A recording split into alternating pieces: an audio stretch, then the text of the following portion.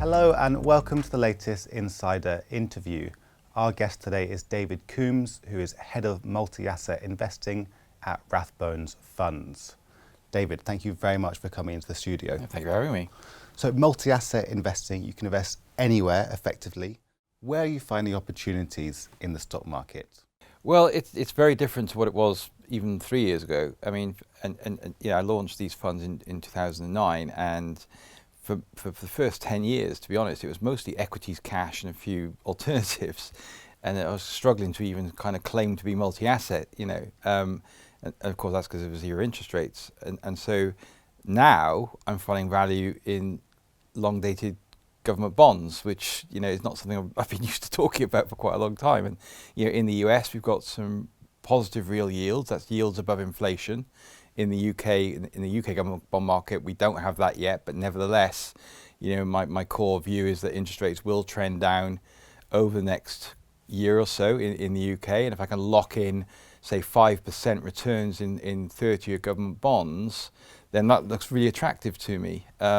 It's not as exciting as discovering the next big internet player, I get that, but actually for me, the potential upside from here, and actually even more importantly, if we go into a recession in the UK, which I think is probably more likely than elsewhere in the world, then those government bonds will perform very well, because what we might see is not just interest rates trending down, but sort of gapping down or coming down really, really quick, because in my view, the Bank of England's raised rates far too far already, and they may have to adjust quite quickly. But we'll wait and see. But there is a significant risk right now of recession, and building up some diversification against that through government bonds just feels the smartest move right now.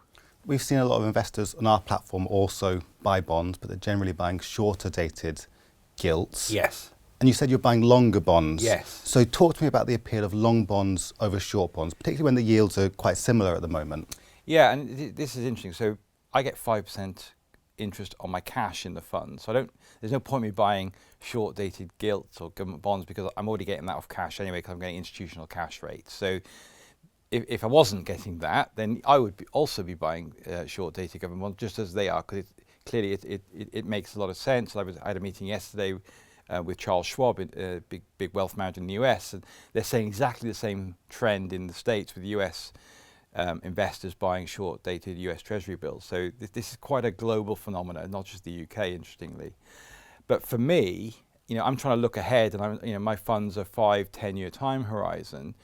If interest rates are down at, say, 3%, say by mid-2025, or even lower, which they could be, but I've locked in at 5% for longer, that's going to be a very attractive investment that people want to buy from me, okay? So what I'm trying to do is just lock those short-term rates in for longer. Now, long-dated government bonds are very volatile investments, and I'm not recommending the average person goes out and buys them, because they are hugely volatile. They've been very volatile this year. Within a well-diversified portfolio, it makes sense, but I think for, I'm not here to give advice, obviously, but I think for my own account, if you like, at home, if I'm getting a very low interest rate from the bank, then why not buy government bonds at 4.5%, 5.25%? It kind of makes sense. The correlations between stocks and bonds broke down a bit last year, so they both fell at the same time, whereas you would expect bonds to rise and stocks to fall. So you create this diversification in the classic 60-40 portfolio. Is that diversification benefit back now for bonds? Well, we don't know. Of course, when people talk about those correlations, it's the classic textbook, and something I learned 40 years ago, and what I've also learned since then, a lot of the time it doesn't work. And that's the point. What tends to happen is everyone looks at these very long-term relationships, say, oh, bonds and equities are uncorrelated, therefore we can rely on that. Well, the reality is you can't. And that's why a lot of passive multi-asset funds struggled in 2022, because they had lots of bonds, because they're seen as low correlation, and they weren't, to your point. And so both fell a long way. And I think that's the advantage we have as an active manager, because we had nothing in bonds. Because we recognise that correlation breaks down significantly, particularly in a rising interest rate environment, which is what we've seen. And let's not forget, in the US in particular, it is the fastest rate of increase of interest rates ever, and the steepest or biggest increase as well. So quickest and steepest. We've never seen that before. So all the models that people look at to try and analyze what's going to happen broke, because we've never seen it. And this is, and you know, these kind of 1 in 100-year events that seem to happen every year. Do you know what I mean? They're just different ones.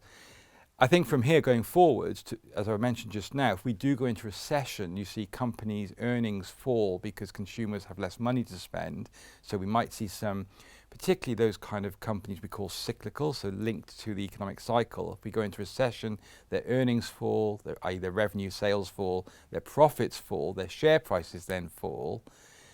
If then interest rates fall, you would expect bond prices to rise, and then you get that negative correlation with bonds rising and equities falling. And that's kind of where I think we're going. Hence, going back to the first question, why is that one of the best asset classes to buy right now? I'm buying diversification and being paid 5% whilst I wait for it to work. Go back 5 years, you were earning about 0.5% from 30-year bonds. Wasn't a great diversification tool, as we found out. Also, you weren't being paid to wait. Now you are. So it's a completely different set of circumstances. You like bonds. You also like equities. I think about 60% of your growth portfolio is invested in the stock market. Yeah. Where are you finding opportunities in the stock market? It's not easy. I'll be frank. You know, we're long-term investors. We invest in businesses, not short-term share price movements. So the difference of a multi-asset manager buying equities is that we try to buy long-term businesses with very strong balance sheets. What does that mean? It means, and this sounds like common sense, but high returns on capital, so typically double-digit. We're looking for companies with low levels of debt. That might seem obvious now, given obviously borrowing costs are rising, but companies that can invest from cash rather than borrowing obviously have a massive advantage when interest rates are rising. Think back to 2009 to 2020 when everyone had access to capital at pretty much the same rate. Well, you're seeing a huge dispersion now. So we want to own equities that don't have huge amounts of debt. We want to own companies where there's some visibility of growth, hopefully less cyclicality that we talked to earlier, so more resilient going through an economic cycle. What we really think about is where are the customers, because ultimately businesses are reliant on customers. I know it's kind of, that gets lost sometimes when we talk about investing, but ultimately to us that's what's really important. And then you look at, okay, in which economies do we think there's more resilience, where the consumer has more spending power?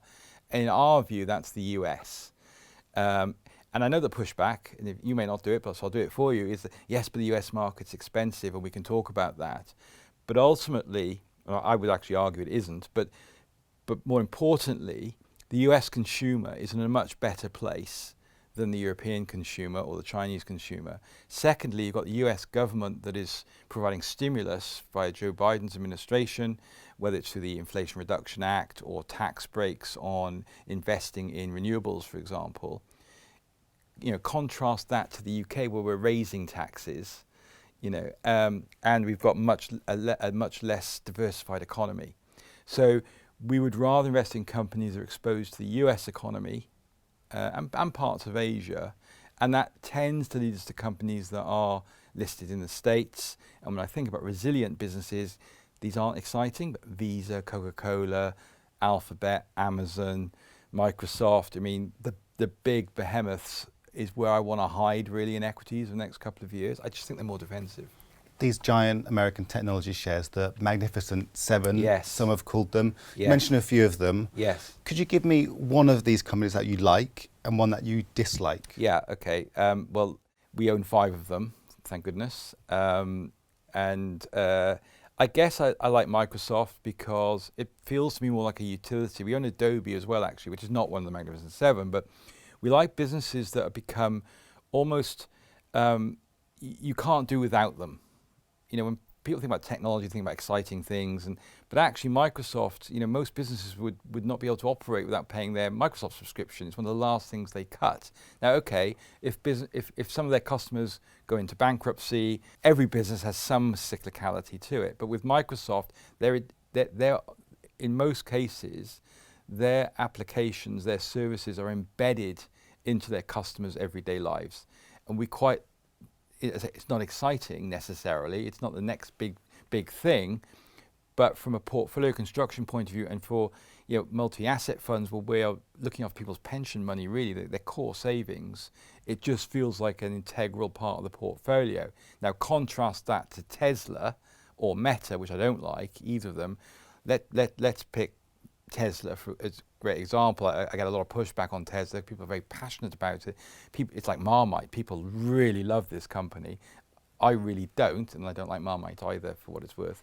But why don't we own Tesla? Well, I mean, it's probably obvious, but the first thing is governance, discipline around capital allocation. It's boring, but a CEO, and Meta's a bit similar, who suddenly on a whim will switch all the capital allocation onto the latest big thing.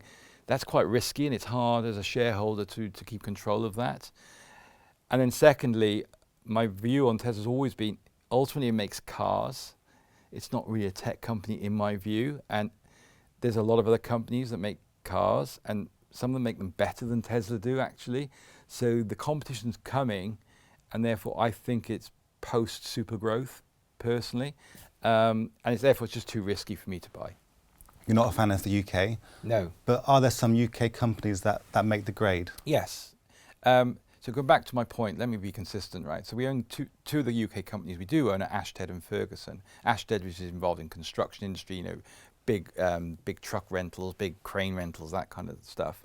And in Ferguson, which is the old Wolseley company in the UK, it's kind of a B2B, business to business selling, all the kind of plumbing, taps, pipes, all again, not the most exciting business in the world. Both listed in the UK, and Ferguson's just moving actually to the US, but between both of them, around sort of 85 to 95% of their revenues, i.e. their customers, are in the US. So a great example of UK listed companies, but really US businesses. And that talks to my point. I don't care where a company is listed. I don't get into this whole kind of passionate discussion of UK versus Europe versus US in terms of what stock exchange am I investing in, or what location am I investing in. To me, the listing's irrelevant. When a company is listed, is not important. Where's the business? And US construction is doing incredibly well, partly due to the infrastructure spending that's going on in the States right now. So it's a great example of looking beyond, again, feeling kind of insular about supporting your own stock market or having that home bias to the UK. I just don't think that makes sense anymore. But we do have some other business, London Stock Exchange, great business, international business. So we do still have some really good international businesses in the UK that I'm happy to invest in. And are they cheaper than international peers just because they're listed in the UK, or are you not finding that? I don't find that as much as people say, to be honest. I mean, I hear this all the time. Yeah, Smith & Nephew, we do own Smith & Nephew, for example. It is much cheaper than its US equivalents, and Stryker being the most obvious one that we don't hold, unfortunately, and it's performed much better than Smith & Nephew. So, I wish I'd bought Stryker, but Stryker was much more expensive. And it's a great example, again, where valuation is a very poor determinant about stock selection. You'll have been wrong for the last 5 years picking Smith & Nephew over Stryker. So why do we own it now? Because there's been a significant change of management about 12 months ago at Smith & Nephew, and they're starting to turn the company around. That's quite interesting. So Smith & Nephew right now is much cheaper than its US counterparts, and there's a catalyst for maybe improvement. So you've got to look at the underlying. Don't just look at the valuation. And I'm not being funny. In most places, you look at the tech sector in the UK versus the US. Well, good luck finding a tech company to start with. But there is no Apple equivalent in the UK. There is no Microsoft equivalent in the UK. So how do you compare valuations? It doesn't make any sense. So I don't find these big discounts that everyone talks about. And where there are, if you look at something like a Tesco versus a Costco, well, often there's very good reasons why there's a discount on a business-to-business comparison, and you just got to wipe out the geographic piece and just take that lens away and look and just compare the two businesses. Is Coca-Cola more expensive than Fever-Tree? Yes, but it's a pretty good reason. David, it's been great talking to you. Thanks for coming in. No, thanks for having me. And that's all we've got time for. You can check out more insider interviews on our YouTube channel, where you can like, comment, and subscribe. See you next time.